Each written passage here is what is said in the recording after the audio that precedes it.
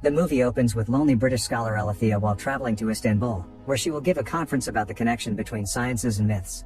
When she gets off the plane, a strange-looking glowing man that nobody else notices tries to guide her luggage cart towards what he calls mystery. But when Alethea's colleagues show up, the little man runs away. Alethea tells her friends about what happened, and they jokingly reply she must have seen a djinn. Later during the conference, Alethea sees another strange glowing man among the audience that nobody else can see.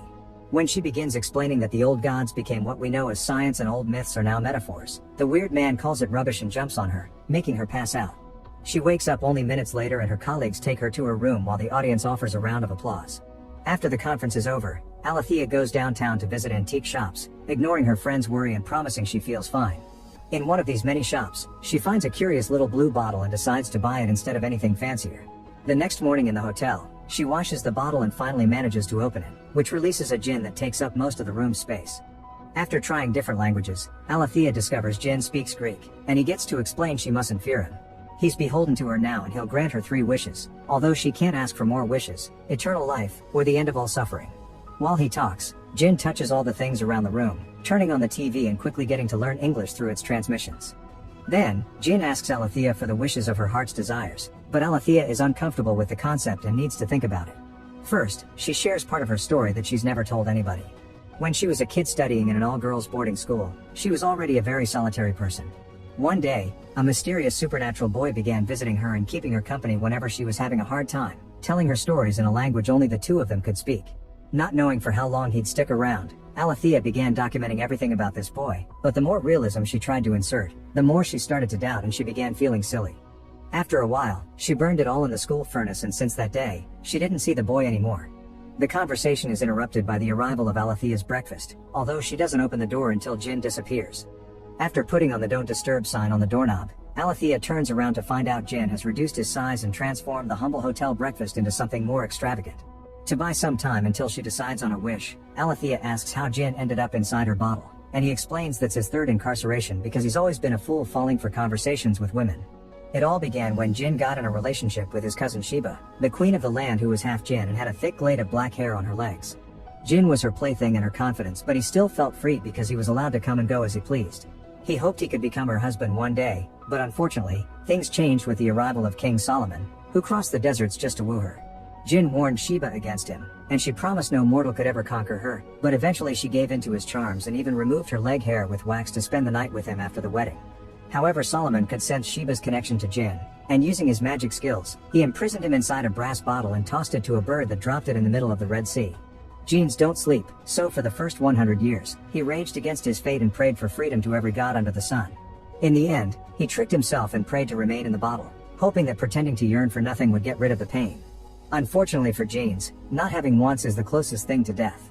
Now they're back on the topic of what Alethea's heart desires. She explains she's successful and has everything she needs, even if she has no children, parents, or siblings.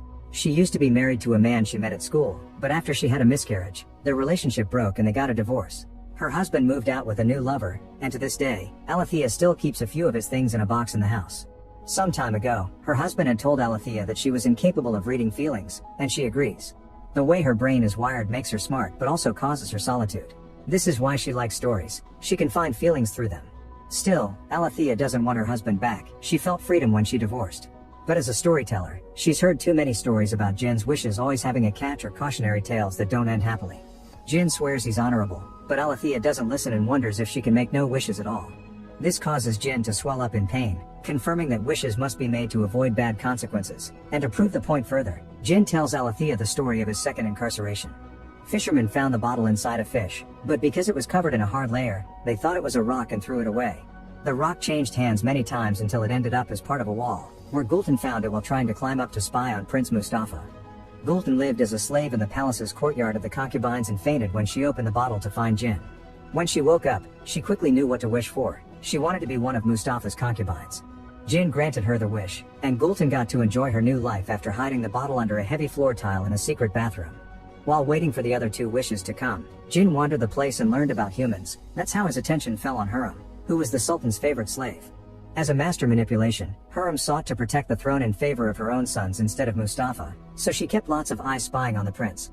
Jinn worried Gultan could get caught in some awful political plan and tried to warn her, but she didn't listen and wished to become pregnant with Mustafa's baby.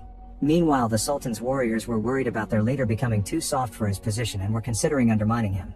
Hurrem heard of this and told the Sultan that Mustafa was the one leading the soldiers in order to take the throne of his father, leaving the Sultan with a very hard choice to make.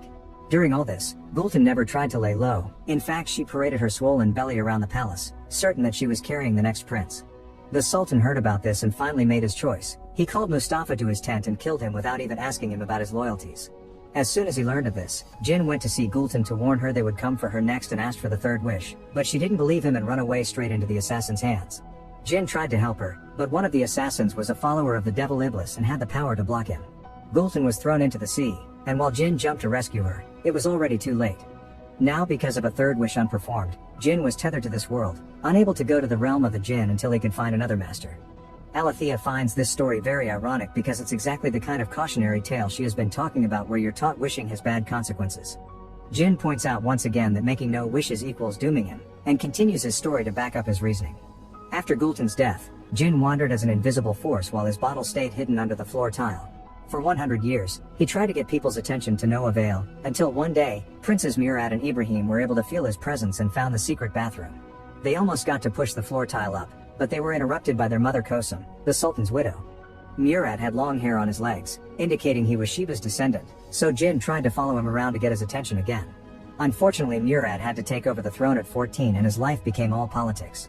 While an older Murad led armies on the battlefield, Kosum locked adult Ibrahim in a room with a bunch of women, hoping he would produce a male heir and protect the family's place on the throne.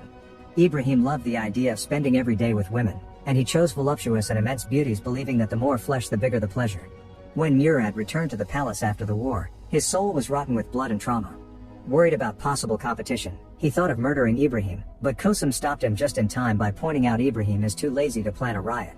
Still, Kosum couldn't risk losing her babymaker, so she kept Murad drunk at all times and hired storytellers to distract him. Murad hated them and killed them if they didn't escape fast enough, but one day, an old man finally managed to charm him with his tales and became Murad's only friend. When the old man died, Murad got extremely drunk, and in that weak state of mind, Jin got his attention at last.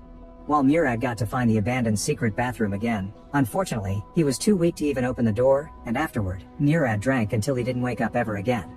Nobody else could sense Jin then, and Alethea is very understanding of how that loneliness feels because she's felt it too. Back to the story, Ibrahim had to be dragged out of his room to be sat on the throne, and he appointed his favorite concubine Sugar Lump as governor of Damascus. Because of this power, Sugar Lump was free to roam, and she eventually found the secret bathroom. Her size broke the tile when she accidentally fell on it, allowing her to find the bottle. Sugar Lump didn't trust Jin when he showed up in front of her since he kept begging for a wish and smelled bad. Thinking he could be a trickster, Sugar Lump wished Jin was back in his bottle at the bottom of the Bosphorus. In Alethea's eyes, this story proves once again that wishing is a bad idea. She thinks she could give Jin to another person more open to the idea, but Jin refuses to get back in the bottle. Next, Alethea makes 3 quick wishes, but they're silly things, like wishing for a sip of her tea. Therefore they don't work, since the wishes need to be a heart's desire. An argument ensues where Jin calls Alethea a coward, and in return, Alethea begins wondering if she should wish they never met. This causes Jin to cry out, begging her to stop as his bottle breaks and a sudden force makes the electronics malfunction for a few seconds. Alethea guesses this has happened before, and Jin proceeds to tell the third and final story. Zephyr was a foundling, married at 12 to a wealthy merchant much older than her. This merchant had 2 older wives that disliked fire, and she felt that everyone in the house, including the servants, was always mocking her. The bottle came to her as a gift from her husband, who saw it fall from a fish the cook was opening. After she was done satisfying him as thanks, Zephyr managed to open the bottle. Jin quickly noticed how bright she was and shared his story with her, prompting her to share in return all the things she had built in her free time. Unfortunately, nobody took her seriously because she was a woman, and that judgment made her feel like a witch with unused power. Her first wish was to ask for as much knowledge as possible, and Jin was glad to grant it by offering Zephyr piles and piles of books. To hide these books from her husband, they put them inside magic bottles. Jin spent all his time with her, teaching her all kinds of sciences and languages, and they eventually fell in love. The more she flourished, the less shy Zephyr became, and she began rebelling against her husband. Unfortunately, his cravings for her were an obsession, so when Zephyr had to give herself to her husband, Jin would leave the room and roam the skies to gather new stories he'd tell Zephyr when he came back. Her second wish came when she was unable to finish an ancient mathematical question, thus she asked to perceive the world as genes do. This allowed her to see all the solutions she needed. It also got her pregnant with Jin's baby.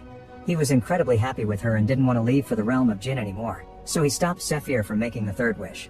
This angered Zephyr, who then thought Jin was trapping her as her husband did. Whenever a new argument began, Jin would put himself inside a bottle to calm her down, but the last time, Zephyr couldn't take it anymore and wished she could forget she ever met him.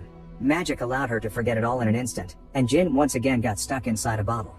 After hearing this last story, Alethea finally knows what to ask for. She thinks she's here to love Jin, and she wishes for him to love her in return, that way their solitudes can be together.